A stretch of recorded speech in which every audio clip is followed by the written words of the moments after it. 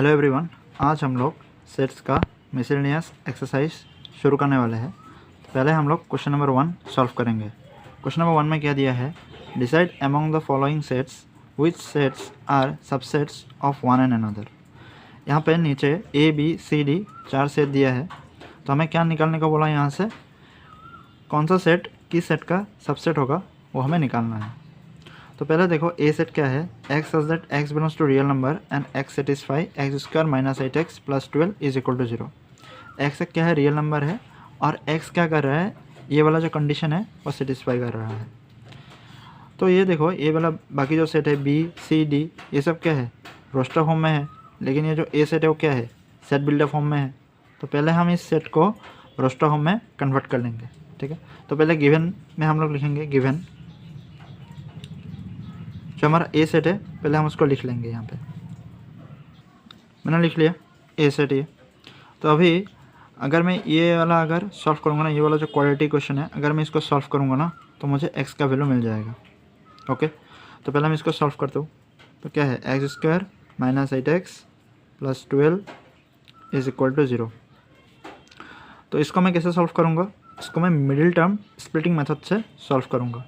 कैसे करते हैं मिडिल टर्म स्प्लिटिंग मेथड, पहले हम लोग देखेंगे एक्स स्क्वायर का कोफिशिएंट क्या है। यहाँ पे क्या है, कुछ नहीं है, मतलब क्या होगा 1 है, और यहाँ पे कांस्टेंट टर्म क्या है 12 है।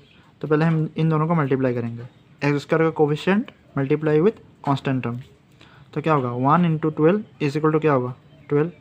तो अभी 12 का मुझे क्या करना है, फैक्टराइजेशन करना है।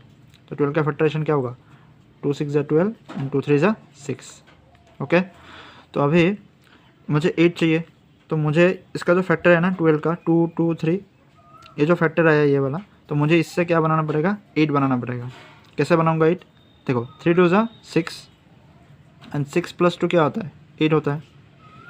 ओके, और एक बात याद रखना, ये जो मैंने 6 प्लस 2 किया ना, कितना है 8 आया, ठीक है। और 6 मल्टीप्लाई विद 2 अगर करूँगा ना, मुझे 12 चाहिए। तो मतलब 6 इंटू 2 इज इक्वल टू क्या होगा 12, ठीक है। तो मतलब जो यहाँ पे लूँगा मैं, जैसे 6 प्लस 2 लिया तो क्या है 8 आया। सेम वही टर्म अगर मल्टीप्लाई करूँगा तो मुझे क्या चाहिए 12, जैसे 6 इंटू 2 12। तो अभी यहाँ पे क्या है -8 है, तो इसलिए क्या है, क्या लिखेंगे हम लोग यहाँ पे -6 एंड -2 लेंगे।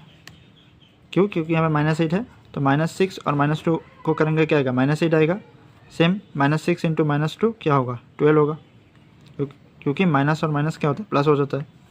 तो अब हम -8 को अब क्या लिखेंगे, सो this implies x square minus, अब क्या लिखेंगे हम लोग 6x, x तो सेम रहेगा, हमने सिर्फ 8 को चेंज किया। तो -6x minus 2x plus 12 is equal to क्या होगा 0।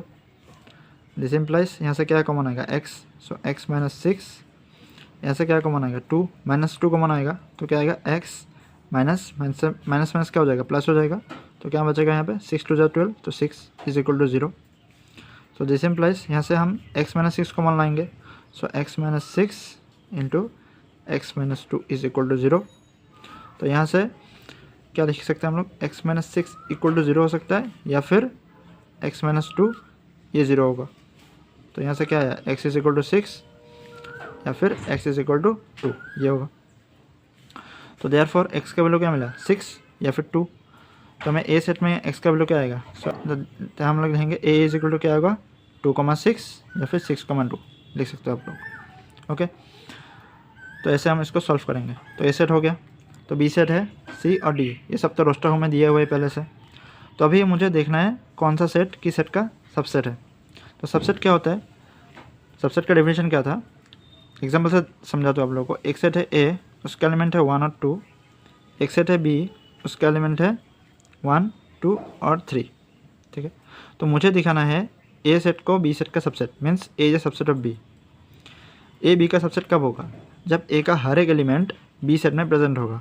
जैसे यहाँ पे ए का एलिमेंट क्या है 1 और 2 है, जो 1 और 2 जो एलिमेंट है ना यहाँ पे ए का, तो वो क्या है बी में प्रेजेंट है या नहीं है। तो देखो यहाँ पे बी का एलिमेंट क्या है 1 2 और 3 है, तो ए का जो एलिमेंट है 1 और 2 वो तो बी में प्रेजेंट है। तो इसलिए हम क्या बोल सकते हैं, A is a subset of B. Okay, तो मतलब सबसेट का डेफिनेशन ही है कि ए का जितना, अगर मुझे जिस सेट को सबसेट दिखाना है, जैसे ए को मुझे बी का सबसेट दिखाना है, तो ए का हर एक एलिमेंट बी में प्रेजेंट होना चाहिए, तभी ए बी का सबसेट होगा। तो यहाँ पे देखो ए का एलिमेंट क्या है 2 और 6, बी का एलिमेंट क्या है 2 4 6, ए का जो एलिमेंट है 2 और 6 वो क्या है बी में प्रेजेंट है, तो इसलिए हम क्या लिख सकते हैं A is a subset of B. फिर देखो एक इसका सबसेट होगा, ए का जो एलिमेंट है 2 और 6 और सी में प्रेजेंट है क्या, देखो सी का एलिमेंट क्या है 2 4 6 8 और फिर जाता रहेगा ऐसा, तो देखो 2 और 6 ए का जो एलिमेंट है वो क्या है सी में प्रेजेंट है, तो हम यहाँ पे लिख सकेंगे ए is a subset of C. हो गया। फिर नेक्स्ट क्या है डी, डी का एलिमेंट देखो 6 है सिर्फ, लेकिन ए का एलिमेंट क्या है 2 और 6, तो ए डी का सबसेट नहीं होगा। फिर नेक्स्ट देखते हैं अभी ए तो हो गया। अभी बी का देखो, बी का एलिमेंट क्या है 2 4 6 है, तो 2 4 6 है यहाँ पे, लेकिन यहाँ पे सिर्फ 2 6 है, तो मतलब बी ए का सबसेट तो नहीं होगा, क्योंकि 6 क्या है मतलब 4 जो है वो ए में प्रेजेंट नहीं है, तो इसलिए बी ए का सबसेट नहीं होगा। लेकिन जो 2 4 6 है यहाँ पे बी का जो एलिमेंट है 2 4 6 वो क्या है सी में प्रेजेंट है, देखो सी का एलिमेंट क्या है 2 4 6 से जाता रहेगा ऐसे, तो बी का जो 2 4 6 है वो सी में प्रेजेंट है, तो हम क्या लिखेंगे यहाँ पे B is a subset of C. हो गया।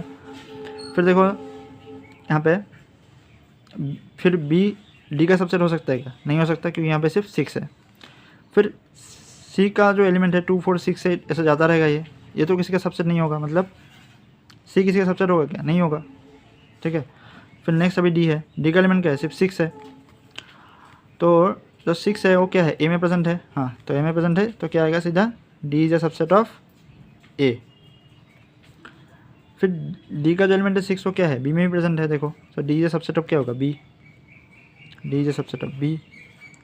फिर क्या होगा डी का जो एलिमेंट है 6 वो क्या है सी में भी प्रेजेंट है, तो हम क्या लेंगे D is a subset of C, मतलब डी क्या होगा सबका सबसेट होगा, ए बी सी तीनों का ही होगा सबसेट।